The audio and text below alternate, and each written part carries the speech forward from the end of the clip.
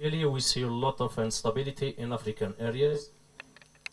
فلهذا لا تستطيع إفريقيا أن تحقق التنمية. That's why Africa cannot progress in their prosperity. فخامة الرئيس، ما هي نظرتكم أو الاستراتيجية التي ترونها كفيلة لأن تكون هناك السلم في القارة الإفريقية؟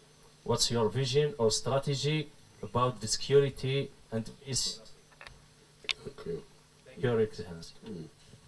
أشكركم على حفاوة الاستقبال. We thank you a lot about your warm welcome.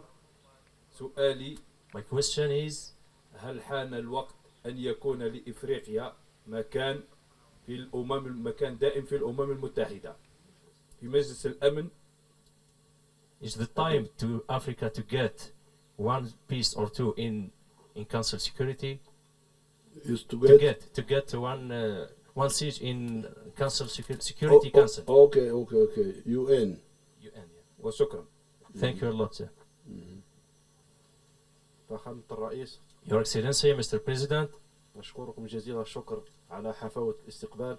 we thank you a lot about your warm welcome. بلدكم جميل. Your country is very beautiful.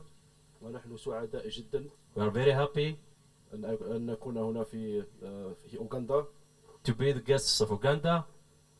سؤالي: My question, أفريقيا لديها كل المقومات لأن تكون في مصاف الدول الكبرى. Africa has all the ability to be between the first world, من ثروات وإمكانيات بشرية هائلة. especially in human resources. لماذا حسب رأيكم لحد الآن والدول الإفريقية لم تستطع أن تواكب أو أن تزدهر مثل الدول العظمى؟ Why in Africa we have not prosperity for our people? شكرا. Thank you, sir. So, Excellency, thank you again for your great wisdom and your vision during this lecture. My question is quite philosophical about this, because you mentioned that there is a need of unity and to go further nationalism and just local interests.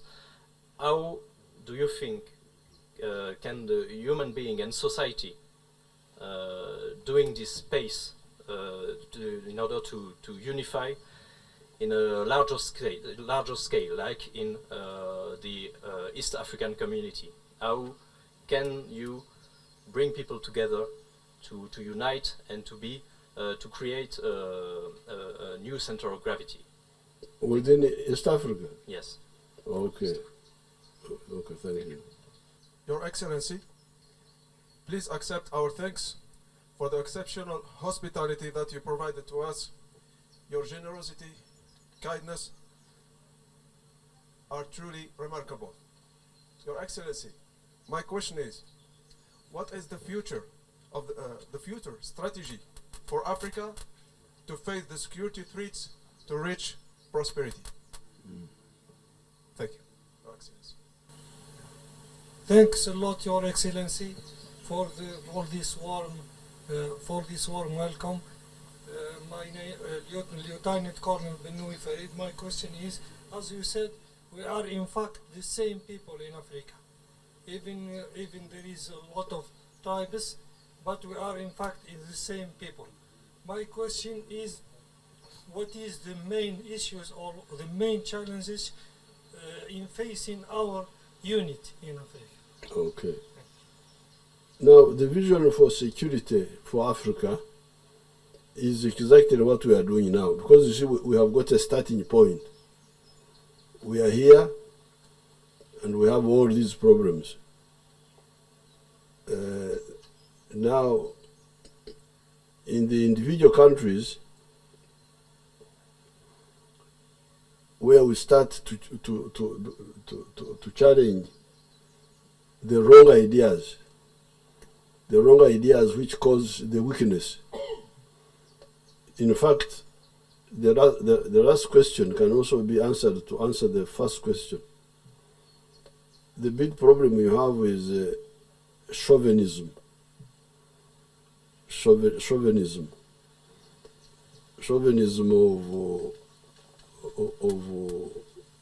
of religion, of tribes, sectarianism, which is from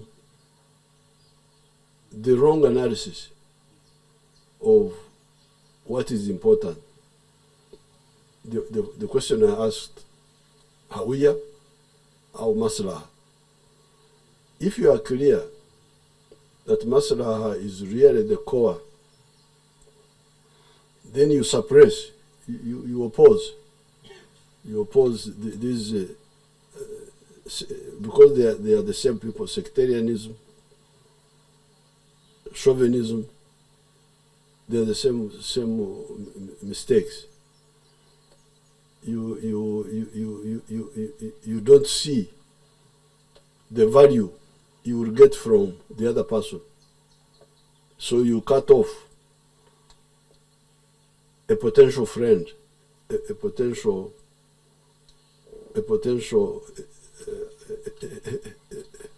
helper in your struggle, in your own life, your own prosperity. So therefore, I think here we need two stages. Stage one is internal struggle within each country. Like here we have been opposing these wrong ideas all this time. We have been opposing sectarianism, we have been opposing Hawiya within Uganda. Now because of that, we have been able to form a viable political force, party, which is able to win elections all the time, get majority politically. Because when you do that, you solve the problem by having a parties which are national, political parties. Because how are you going to run the country? You need political parties. The political parties with a patriotic ideology, a Pan-Africanist ideology, an ideology of it's a big battle inside each country. Then you get together. If there is a struggle in Algeria for unity, for patriotism in Algeria, in Uganda, maybe in Tanzania, maybe in another country, then you get together now. You get together, and you start now. In some of the where you can go far, like in the case of East Africa, we can go far and form a federation. We shall achieve that federation because the people want it. People want it here. We shall achieve it. Sooner or later, we shall achieve it because they want it and they need it. But if you can't form a federation, at least you work together. You cooperate. So it is the two levels. The internal, because we are not like America, which is one unit, where you can now, or China, where you do something in Beijing, and then it is in the whole China. No, here we need to struggle within Uganda, within Algeria, within first, so that you consolidate internally.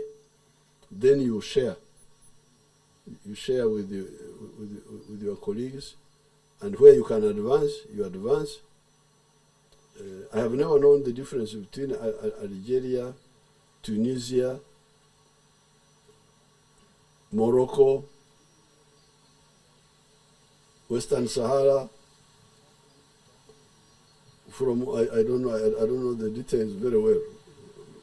But they look to me, even Libya, you look to me to be similar people. Maybe somebody can help me. Huh? The same? Yes. Same ethnic group. So why can't you have a force to a pan-Maghreb force. A pan-Maghreb force. What is...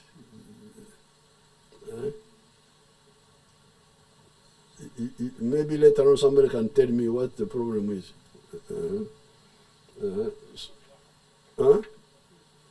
Masla.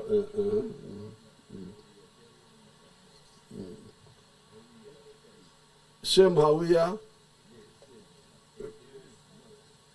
But why the Maslaha are also the same?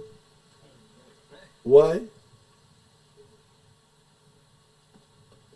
What is the problem?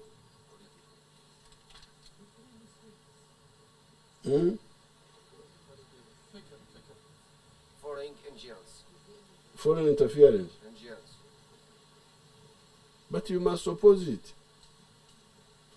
You must oppose it because otherwise, because even when the United States was getting united, it was being opposed by England, actually. England was against the formation of the United States. After it was France, which was promoting the independence of America.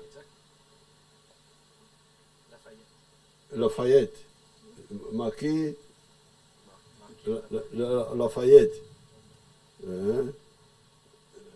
So there is always opposition. There is always opposition, but that opposition must be confronted. By 1870, Germany was not one country. Germany, by 1870, Germany was 39 kingdoms. Prussia, Saxony, Bavaria, and France wanted Germany to remain divided. They liked it to remain divided. But there was a pan-Germanism to unite Germany under Bismarck. So they had a war with France, 1870, the Franco-Prussian War of 1870, where France was defeated, and that's how Germany united. So that opposition is always there. Italy was not one country until 1860. Henry Cavour, there were those, you had Lombardia, you had Sicily,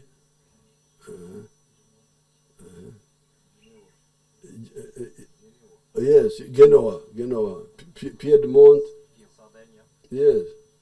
So this really because the way we fought, the Algerian people fought for independence. We now need to fight for the unity of our people. Otherwise, we are going to become a Latin America in Africa. Like you see Latin America now. People are suffering. You see them walking on foot. You can't do business and succeed in Latin America. In Guatemala and what? You can't succeed.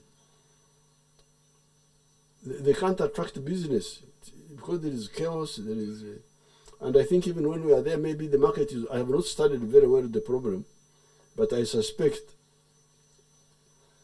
the fact that lack of market may be one of the problems of why they can't, why Latin America countries cannot stabilize. I don't know whether you watched Trump's speech last night. He was lambasting the British Prime Minister, and he made a point which I had seen long ago, And I talked about, but nobody else had talked about it. In 1955, when I was in the primary school, we were being taught that Argentina was one of the richest countries in the world. Argentina. You can go and check, you, the academicians. I think by 1900, Argentina, I think, was number 10 in the whole world in terms of prosperity. And the biggest thing of Argentina was beef. They were exporting beef. But when the European Union was formed, I think, and they blocked Argentina from Argentina's beef to the European market. I think that was one of the reasons for the collapse of Argentina. Even other countries like Australia and so on, I think they also suffered, but somehow they managed not to collapse so badly. So Trump was saying last night, he was saying that European Union was formed to screw the United States. He didn't give the details, but I suspect it was because the American goods which enter America, do they pay tax or something? Yes, we pay taxes. Yes. The European Union was protecting. I think that's what Trump was talking about. So if you don't solve this problem of the market for wealth creators, I don't know how you say wealth creators in Arabic.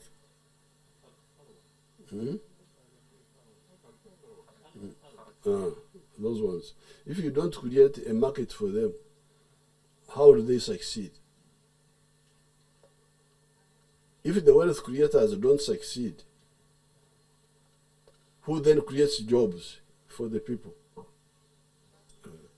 Because when I start a business, it's personal or company, it produces a product. But in the process, I employ people. So it is my wealth, but my wealth is producing jobs and taxes for the country. So if you don't create an atmosphere where business can succeed, and one of them is people to buy. I produce, somebody buys. I produce, somebody buys. If that one is not there, then what is the future? It's really a very serious matter.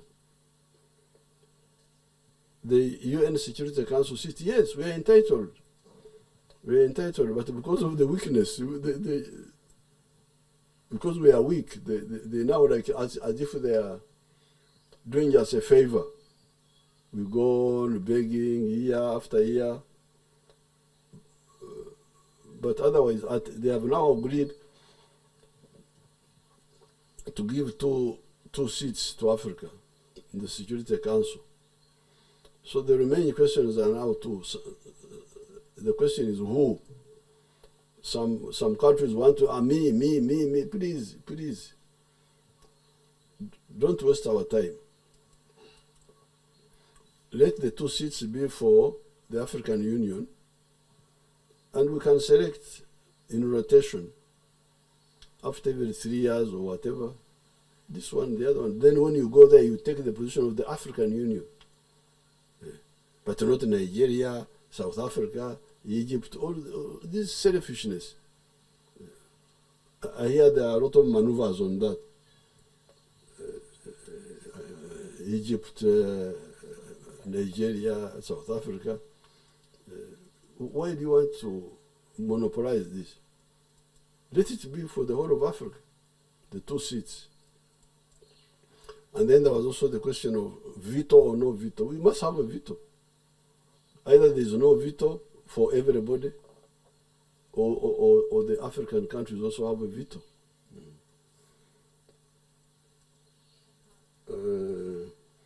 The other questions are the same. Why no prosperity in Africa? It is because of what we have said.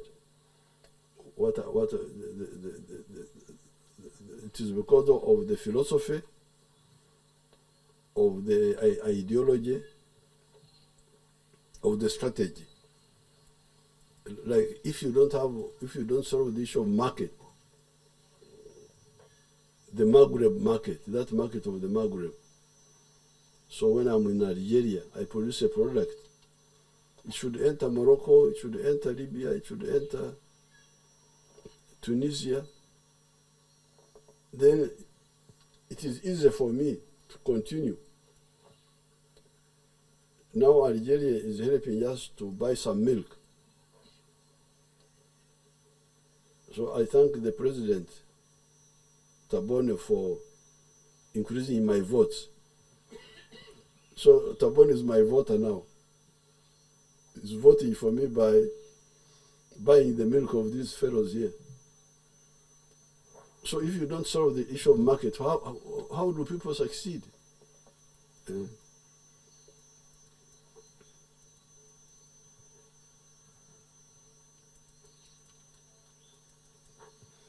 How shall we achieve unity?